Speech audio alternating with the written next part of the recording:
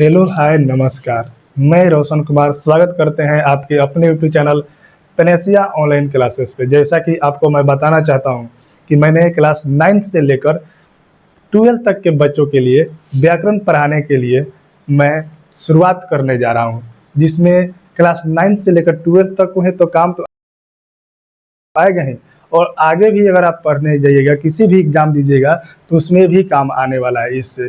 ठीक है, तो सबसे पहले हम व्याकरण में शुरू करते हैं कहाँ से। तो सबसे पहले शुरुआत करते हैं वर्णमाला से। हमें वर्णों का ज्ञान अच्छी तरीके से होना चाहिए। सबसे पहले हम जब वर्णमाला पढ़ते हैं तो सबसे पहले वर्णमाला, टोटल वर्णमाला में सबसे पहले जानते हैं कि वर्ण किसे कहते हैं। ठीक है, सबसे पहले हम सोचते हैं वर्णमाला का डिफिनेशन लिखने जा रहे हैं। देखिएगा, तो बोलेंगे वर्णों के क्रमबद्ध व्यवस्थित समूह को वर्णमाला कहते हैं।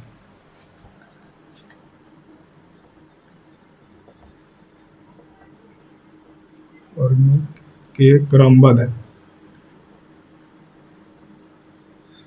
व्यवस्थित वर्णों के क्रमबद्ध व्यवस्थित समूह को वर्णमाला कहते हैं। वर्णमाला। ठीक, ये तक छोटा सा डेफिनेशन है वर्णमाला का कि वर्णमाला किसको कहते हैं। आइए, अब वर्णमाला से सबसे ज्यादा क्वेश्चन आता है, सबसे अधिक क्वेश्चन आता है, हर एग्जाम में आता है उच्चारण स्थान से। किस जैसे क का उच्चारण स्थान काथी होता है, च वर्ग का कथी से होता है, त वर्ग का कथी से होता है, ट वर्ग का कथी से होता है, प वर्ग का कथी से होता है। तो आइए हम उसी को सबसे पहले आज समझने वाले हैं। उच्चारण स्थान से क्वेश्चन आता है। ठीक है, तो सबसे पहले समझते हैं क वर्ग का उच्चारण स्थान। क वर्ग,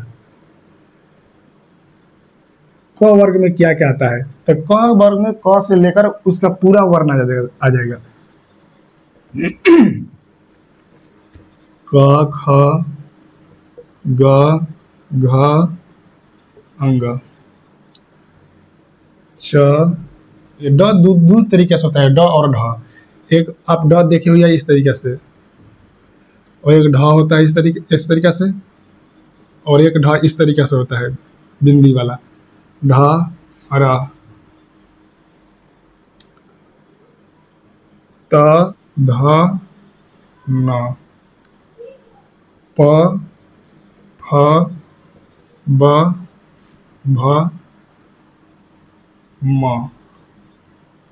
तो आइए सबसे पहले हम इसका उच्चारण स्थान समझते हैं, जिसको बोलते हैं पूरे वर्ग को बोलते हैं क वर्ग, और इसको बोलते हैं च वाला को, पहले का च है तो इसको बोलते हैं च वर्ग, पहले का ट है तो इसका बोलते हैं ट वर्ग, इसका पहला वर्ण त है तो इसको बोलते हैं त वर्ग, इसका पहला वर्ण प है तो इसको बोलते हैं प वर्ग।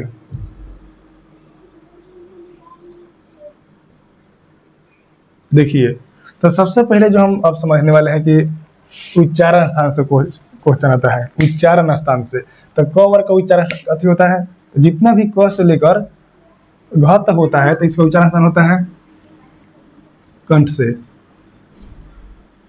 कंठ से, और च से य तक का उच्चारण होता है तालु से, ट से न तक का उच्चारण होता है मूर्धा से, और त से लेकर न तक का उच्चारण होता है पैदंत से,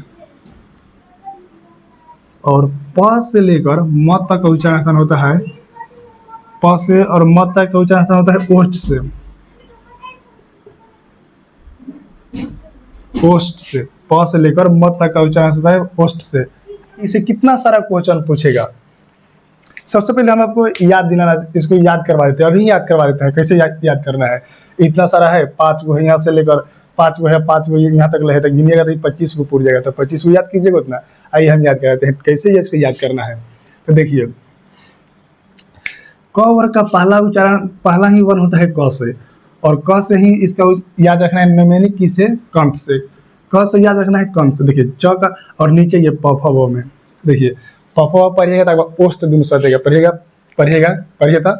प, तो देखिए ओष्ठ सट रहा है, फ ब भ म, तो दोनों ओष्ठ आपका सट रहा है, तो इसलिए इसका उच्चारण हमको दिख जाता है कि ओष्ठ से हो रहा है। लेकिन क का कंठ से नीचे रहता है तो हमके उतना दिखाई नहीं पड़ता है, इसलिए हम उसको याद कर लेते हैं।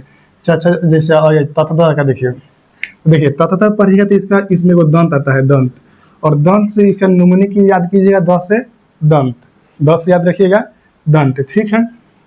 बस बच गया कितना, इसमें का पूरा हो गया, पावर का हो गया, पावर का उच्चारण स्थान याद हो गया होगा। उसके बाद में बच गया च का, ट का, तो च का इसे याद करोगे, चचरा से याद कर लिया है तालु से, और टटला में से याद कर लेना है मूर्धर से। आइए अब ये दो है अलग ढंग का, ड और ढ, इसको बाद में देखेंगे। सबसे पहले इसको देख लेते हैं, इसको क्या बोलते हैं, इससे कैसे क्वेश्चन आता है, इससे किस तरीके से कितना सारा क्वेश्चन। पंचवाक्षर, इसको पंचमाक्षर भी बोला जाता है और अनुनासिक भी बोला जाता है। इसका दो दो नाम आता है, एग्जाम में बहुत बार आता है। पंचमाक्षर और दूसरा नाम क्या है इसका, पंचमाक्षर दे दे, पंचवाक्षर है इसलिए इसको पंचमाक्षर बोलते हैं, या इसको अनुनासिक बोलते हैं। अनुनासिक इसलिए बोला जाता है क्योंकि इसका उच्चारण करते समय नाक से प्रयोग होता है।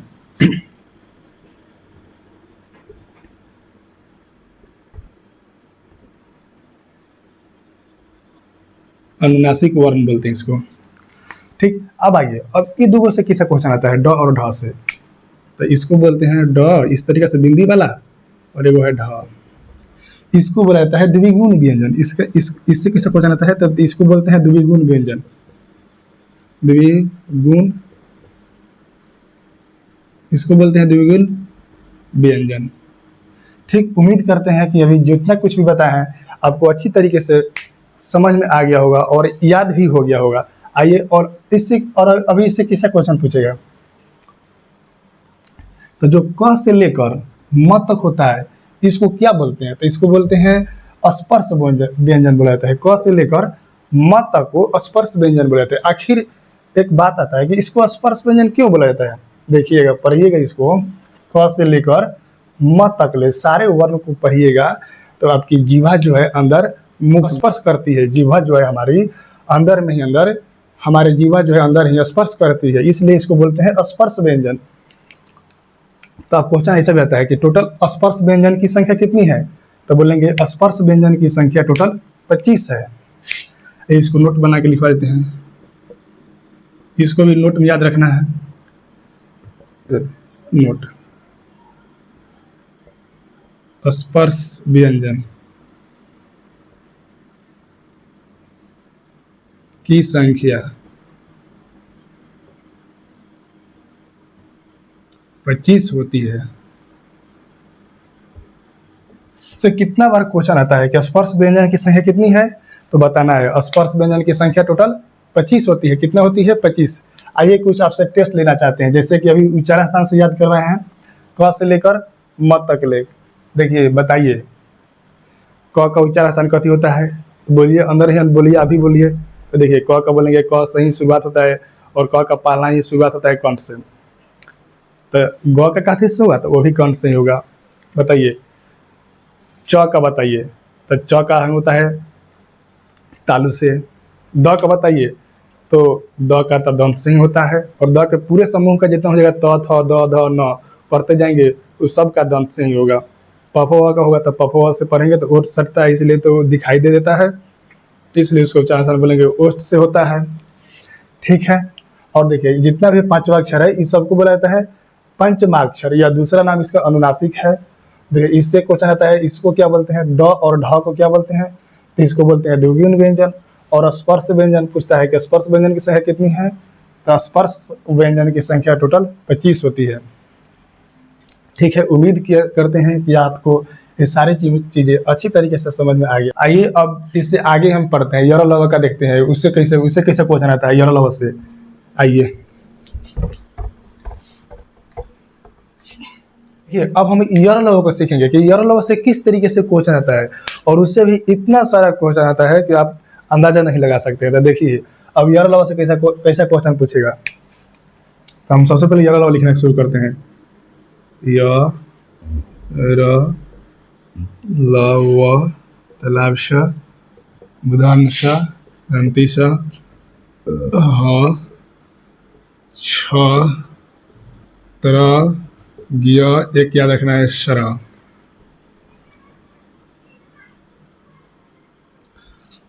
देखिए इसमें हम टोटल भी गिनेंगे तो 12 को पूरे, इसमें हम जोड़ा लगा लगा के याद करते हैं।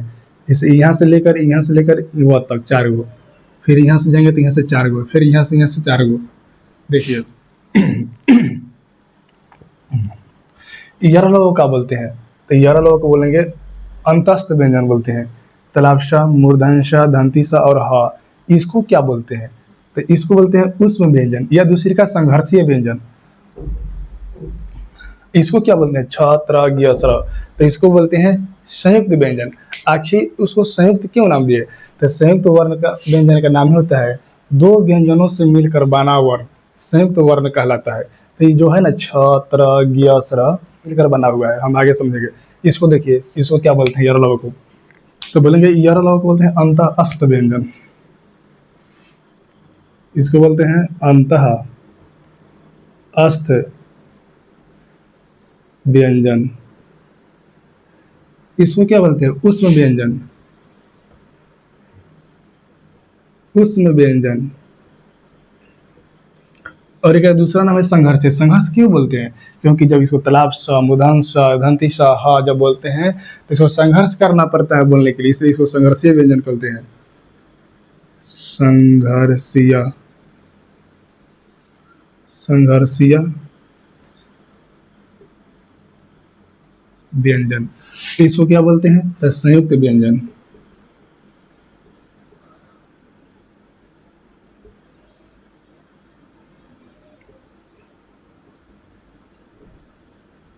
आइए अब इसको सीख लेते हैं कि छ, त्र, ज्ञ, स्र किन किन चीजों से मिलकर बना है। इससे भी बहुत सारा क्वेश्चन आता है। जैसे छ है, ये कैसे छ बना है? तो ये क हलंत प्लस श से बना है। त्र कैसे बना है? तो त हलंत प्लस र से बना है। पढ़िएगा त्रा त्रा त्रा तो त्रा आ जाएगा। अब ज्ञ पढ़िए, तो ये बना है ज हलंत इयों से बना है। स्र किससे बना है? तो श हलंत र से। देखिए पढ़िएगा क श श आ जाएगा। पढ़िएगा क आधा हलंत श, इसको पूरा नहीं पढ़ेंगे, ये आधा है इधर। क श पढ़ेंगे, इसको श। त से पढ़ेंगे त्र, ज और इयों को मिलाएंगे तो कहते हैं गिया, गिया हो गया। स से पढ़ेंगे तो शरा, शरा हो गया। तो इसी को बोलते हैं संयुक्त व्यंजन। देखिए तो क्वेश्चन ऐसा भी आता है कि टोटल संयुक्त व्यंजन कितने हैं? तो बोलेंगे संयुक्त व्यंजन टोटल 4 हैं। तो नोट बना के लिखेंगे संयुक्त व्यंजन की संख्या कितनी है? तो बोलेंगे संयुक्त व्यंजन की संख्या टोटल 4 है। संयुक्त व्यंजन की संख्या कितनी है?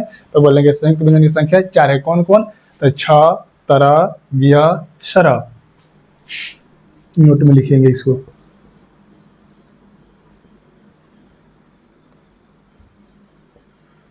संयुक्त व्यंजन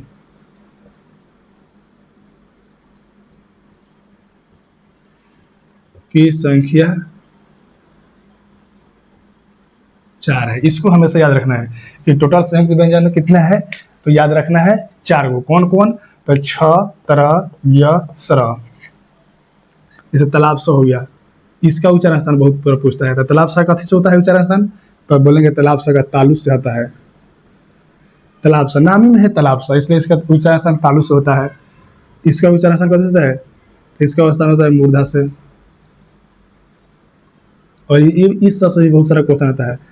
तो इस का बोलेंगे दंत से, इसका उच्चारण स्थान होता है दंत से।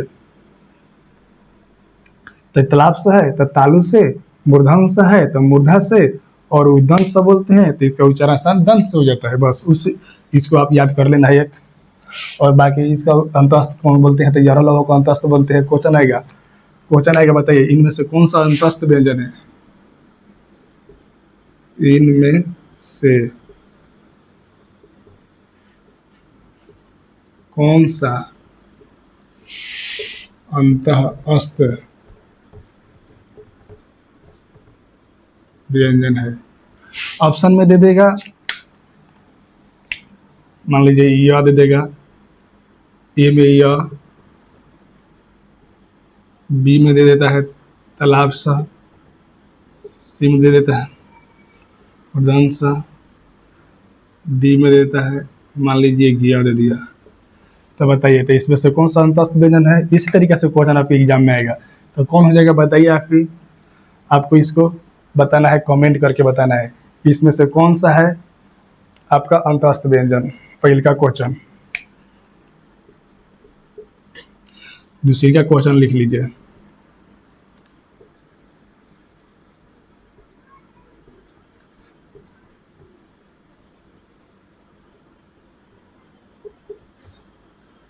इनमें से कौन सा उष्ण व्यंजन है। उष्ण व्यंजन है। ए में देते हैं क, बी में देते हैं च, सी में देते हैं लाभश, डी में देते हैं र।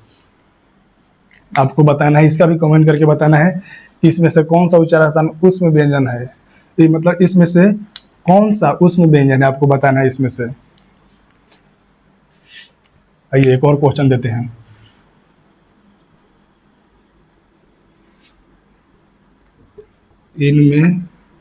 इनमें से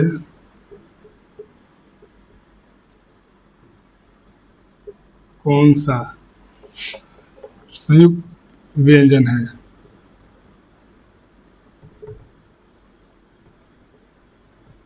संयुक्त व्यंजन है। ऑप्शन ए में देते हैं